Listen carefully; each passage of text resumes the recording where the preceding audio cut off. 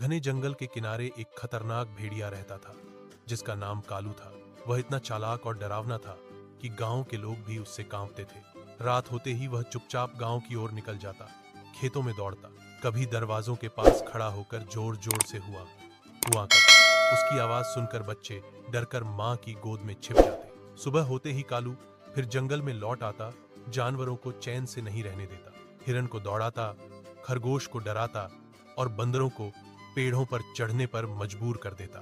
सारे जानवर उससे परेशान थे। एक दिन समझदार हाथी ने सबको इकट्ठा किया। उसने कहा, अगर हम सब मिलकर हिम्मत दिखाएं तो कालू हमें नहीं डरा पाएगा। सब जानवरों ने योजना बनाई। जब कालू फिर से डराने आया तो सभी जानवर एक साथ जोर से आवाज करने लगे। हाथी आगे बढ़ा, बंदरों ने पेड़ों से फल गिराए और भालू गरजने लगा। इतनी एकता देखकर कालू घबरा गया।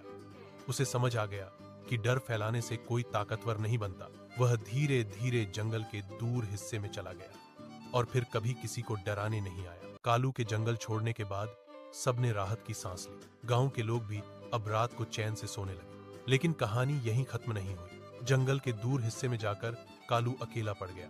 वहां न कोई दोस्त था, न बात करने वाला। कुछ दिनों बाद उसे अपनी गलती का एहसास होने लगा। उसे याद आया कि वह सबको डराकर खुश तो होता था, लेकिन अंदर से वह खुद भी अकेला और दुखी था। एक रात वह चुपचाप वापस जंगल के किनारे आया।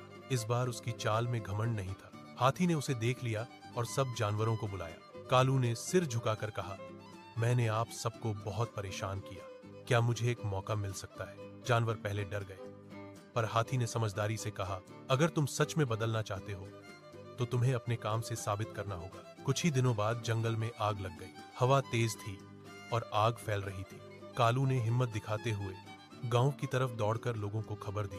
फिर वह वापस आकर जानवरों को सुरक्षित रास्ता दिखाने लगा। उसकी मदद से कई छोटे जानवर बच गए। अब सबको यकीन हो गया कि कालू सच में बदल गया है।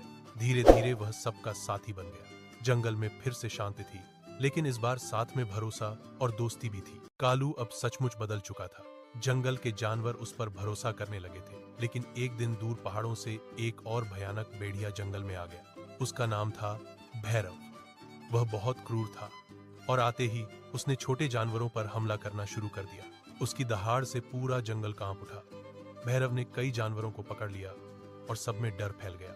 हिरन भागने लगे, खरगोश बिलों में छिप गए और बंदर पेड़ों की सबसे ऊंची डालियों पर चढ़ गए। जंगल में फिर से अफरा तफरी मच गई।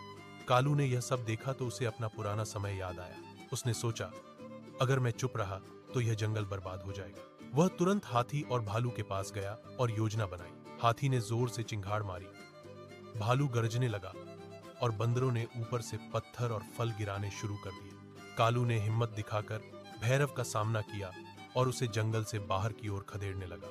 लंबी दौड़ और संघर्ष के बाद भैरव थक गया। इतने सारे जानवरों की एकता देखकर वह डर गया और वापस पहाड़ों की ओर भाग गया। इस घटना के बाद जंगल के जानवरों को समझ आ गया कि बुराई का सामना मिलकर करने से ही जीत मिलती है। कालू अब सच में उनका रक्षक बन चुका था और जंगल में फिर से शांति लौट आई।